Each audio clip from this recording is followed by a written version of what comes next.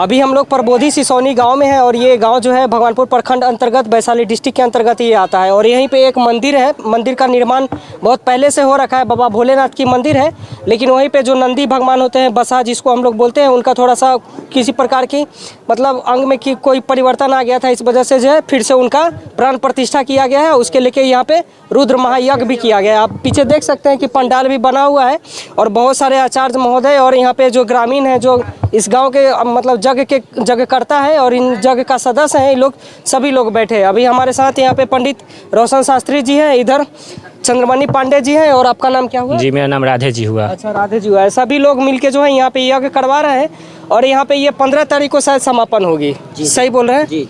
तो ये 15 तारीख को समापन होगी और उसके बाद जो है राम विवाह का कार्यक्रम होगा। जी, अष्टजाम यज्ञ है, उसके बाद जो है राम विवाह का कार्यक्रम होगा। यहीं पे इसी पे चर्चा करते हैं। हमारे साथ रोशन शास्त्री जी हैं, इनसे कुछ ज़्यादा चर्चा करते हैं। तो सबसे पहले स्वागत है आपका। जी, जय श्री राम, जय श्री कृष्ण, हर हर महादेव। यहाँ पर प्रबोधी सिसौनी में रुद्र महायज्ञ का आयोजन किया गया है। देखिए, जब व्यक्ति के जन्म जन्मांतर के पाप का शमन होता है और पुण्य का उदय होता है, तब जाकर किसी नगर में, किसी बस्ती, किसी शहर, किसी ग्राम, किसी स्थल पर ग्रामीणों के बीच में, लोगों के मन में, श्रद्धालुओं के मन में पूजन पाठ यज्ञ करने का भाव उत्पन्न होता है, केवल भाव। और यदि केवल भाव मन में उत्पन्न हो जाए तो व्यक्ति का, मानव का कल्याण हो जाता है। तो इसी चीज़ को ध्यान में रखते हुए सभी लोगों की हार्दिक इच्छा हुई कि इस ग्राम में नंदी जी का स्थापना भी करना है और इसके साथ साथ कुछ यज्ञ का भी आयोजन हो जाए। तो इसके लिए रुद्र महायज्ञ का आयोजन किया गया, जो कल पहलेजा से जल यात्रा, शोभा यात्रा, कलश यात्रा होते हुए 501 कन्याओं के द्वारा सराय होते हुए यज्ञ स्थल पर पहुंची। सभी लोगों ने मंडप का परिक्रमा सब किया। शाम में पंचांग पूजन, मंडप प्रवेश का कार्यक्रम हुआ।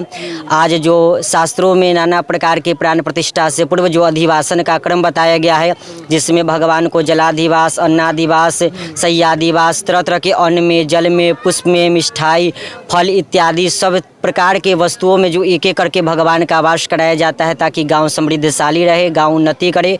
जिस जगह पर गांव में यज्ञ होता है वह गांव समृद्धशाली बनता है, वह गांव के लोग हर्ष उल्लास आनंद से प्रफुल्लित होते हैं, गांव में शांति का, सद्भावना का वातावरण कायम होता है। तो इसलिए ये सब यज्ञ का आयोजन किया गया। अधिवासन के बाद आज जो है सो नगर भ्रमण का कार्यक्रम होगा, उसके बाद प्राण प्रतिष्ठा होगा, महाभिषेक का आयोजन है, साथ ही अष्टजाम का है, राम विवाह, तरह तरह के जो है सो विधि विधान का यही 5 दिवसीय और हवन आदि स्वाहा कार्य सब का आयोजन जो है सो इस ग्राम में किया गया है।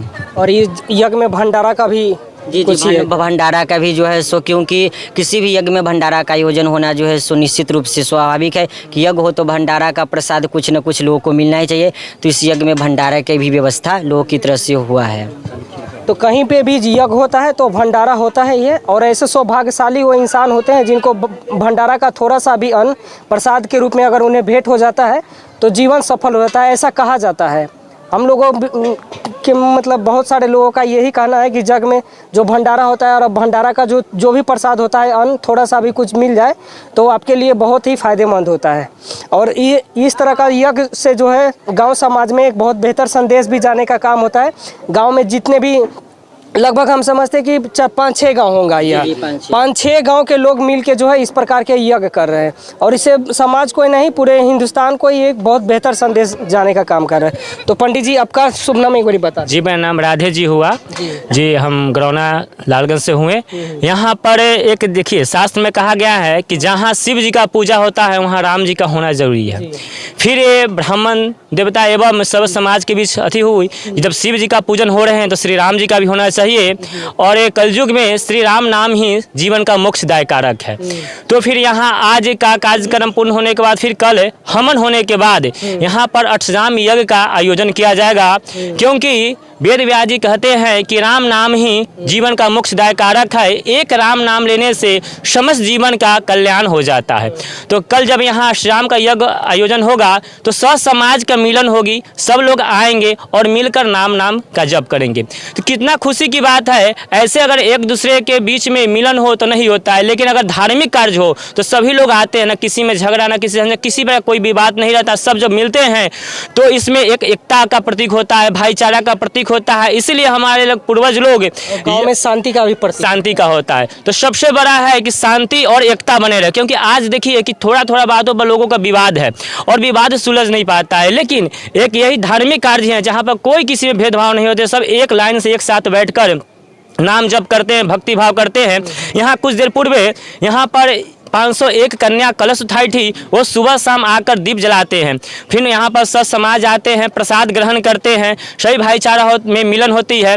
पुनः यहाँ पर एक कुछ मैंने कल या परसों यहाँ पर प्रवचन का भी थोड़ा कार्यक्रम किया जाएगा, जिसमें कुछ लोग आकर बाहर से यहाँ धर्म के बारे में ज्ञान देंगे। आज आप देख सकते हैं कि कहीं भी आप देखिए कि भारतीय संस्कृति का ज्ञान किसी बच्चे में अब नहीं रहा, क्योंकि इतना एक अलग प्रकार का एक सब माने बाहरी परंपरा को इतना विस्तारित कर दिया गया है कि भारतीय संस्कृति क्या है सब लोग हट रहे हैं। और संस्कार बहुत ही ज़रूरत है। और संस्कार कहाँ से मिलती है? साधु संत के मिलन से, साधु संत के संगत से, प्रवचन से, भगवान की कथा से। आप देख सकते हैं कि रामायण में श्री राम जी ने जो अवतार लिया था, मानव के उद्धार और कल्याण हेतु पूरा उनका दिनचर्या है कि एक कैसे अच्छे भाई बन सकते हैं, कैसे अच्छे पुत्र बन सकते हैं, कैसे एक पति बन सकते हैं। तो सभी प्रकार उसने एक मानवता को शिक्षा दिया। वो शिक्षा कहाँ से मिलेगी? रामायण की कथा सुनने से, प्रवचन सुनने से। उसी को देखते हुए ये अति आवश्यक है और हर बार होनी चाहिए, बार बार होनी चाहिए। हम तो समाज के भी सभी कार्यकर्ता लोग से कहेंगे कि ऐसा सालों साल हमेशा करें, ताकि छोटे छोटे बच्चे को संस्कार भी मिले और सभी में एकता भी रहे। तो यही है, और आपसे भी अनुरोध है कि कृपया आप भी आते रहें और इसका ग्रहण करते रहें। आपसे भी बहुत खुशी मिलता है कि जहाँ भी होता है वहाँ आपका भी सहयोग होता है। आपके सोशल माध्यम से भी अगर धर्म का प्रचार हो रहा है, इसके लिए आपको भी धन्यवाद। और इस जग का जय जय हो, धर्म की जय हो, यही हम लोग कहती है कि ब्राह्मण का यही चाहते हैं कि सब जगह धर्म की जय हो। और आगे आप लोग देख सकते हैं चंद्रमणि पांडे जी हैं, अब इनसे थोड़ा स्वागत है पंडित जी आपका। जी नमस्कार जी। यहाँ पर कल से जग स्टार्ट है, रुद्र महायज्ञ। कल कलश यात्रा हुई थी 501 लड़कियाँ के साथ, लड़की औरत जेंट्स सभी थे इसमें सम्मिलित थे। और कलश यात्रा सोनपुर से होते हुए सराय से सिसोनी ग्राम पर बोधी में ग्राम नगर भ्रमण करते हुए आया गया है।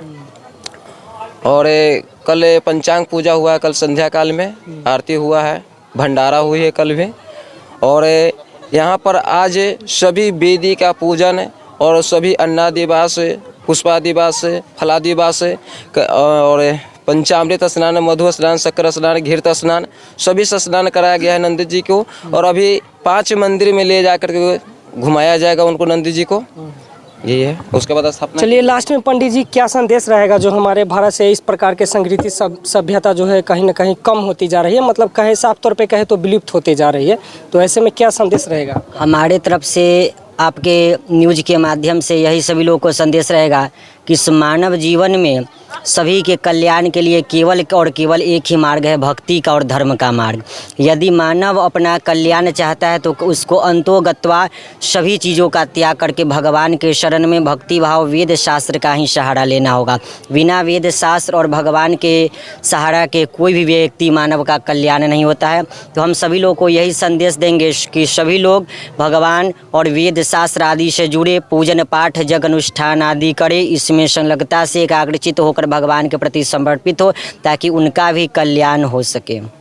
चलिए बाकी ये पंडित जी के बारे में क्या सोचते हैं और यहाँ के महायज्ञ के बारे में क्या सोचते हैं और हमारे इस प्रयास के बारे में क्या सोचते हैं, अपनी राय को कमेंट सेक्शन में आके जरूर दीजिएगा। और वीडियो अच्छी लगी हो तो जरूर शेयर करिएगा। हर हर महादेव।